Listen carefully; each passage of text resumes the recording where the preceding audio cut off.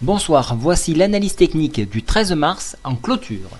Alors très belle bougie aujourd'hui, hein. Nous avons un beau Marubozu de clôture. Alors nous avons une petite mèche ici qu'on accepte pour un Marubozu de clôture.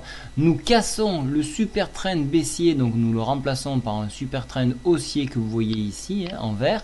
Voilà, je vous l'ai marqué ici.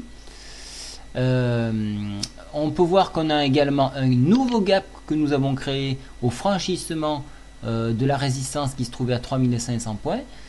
Donc ça nous fait deux gaps de laisser derrière nous, donc on en prend note. Alors que va-t-il se passer demain? Alors avant de parler de demain, je veux parler de ce soir, parce que ce soir nous avons un indicateur très important, c'est le discours de la FOMC. Donc c'est quoi? C'est le discours qui a lieu 8 fois par an, donc c'est la Fed.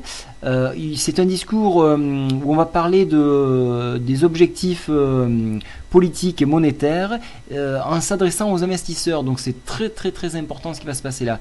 Et demain, pour suivre donc ce discours-là, on aura Ben Bernanke qui parlera à 15h. Donc c'est assez lié, hein. Donc on verra si on aura un Q3. Donc ça c'est une chose. Alors le Q3 c'est très dangereux, c'est la planche à billets, on l'a fait tourner une nouvelle fois. Alors pour mémoire, le Q1 avait été très bien apprécié, on avait eu une flambée. Le Q2, lorsqu'il a été mis en place, on a eu un mouvement de recul.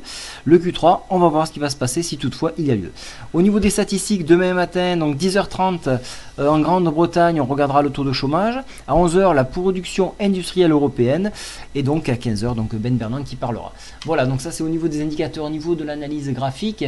Dans un premier temps, donc alors Marubozu, alors qu'est-ce qu'on peut faire? On peut le recouvrir de moitié pour ceux qui jouent la baisse, en venant chercher la fin du super trend baissier sur les niveaux des 3527, et en enfoncement, on viendra chercher à revenir sur la médiane de la fourchette d'Andrews sur 3514 points, un point que j'ai essayé de shorter aujourd'hui, mais bon, ça n'a pas marché. Alors continuons, je finirai mes courses un peu plus tard. Au niveau, alors si je rajoute un petit peu des lignes de tendance, pour les haussiers, la continuité haussière pourrait s'engager bien sûr, avec en point de mire donc ici les 3610 points, donc sur le haut de la fourchette, dans la partie haute de la fourchette d'Andrews, donc son milieu ici à 3606 points. Donc ça c'est un scénario qui est de plus en plus crédible. Alors pourquoi?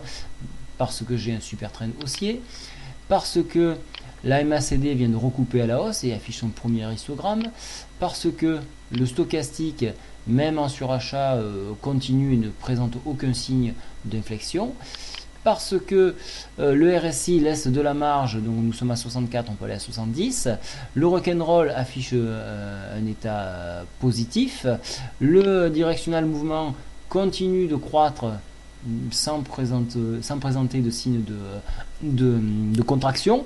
Donc tout ceci sont des signaux positifs, tout est passé au vert. Donc voilà, on peut y aller, on peut monter. Alors jusqu'à quand? Jusqu'à que ça s'écroule. Alors on a quand même une résistance ici à 3653 de très forte ampleur. On peut envisager une hausse jusqu'à ce niveau. Voilà. Ça c'est pour la théorie. Bien sûr, on verra un petit peu qu'est-ce qui va se dire ce soir et demain avec Ben Bernanke. Voilà, on est baladé par les infos qui nous sont envoyées des US, donc il faut en tenir compte. Petite remarque, le DAX a franchi les 7000 points en séance. C'est un point à surveiller également. Voilà, je vous ai tout dit pour ce soir. Je vous tiendrai au courant par newsletter de mes positions sur le scalping. Au revoir.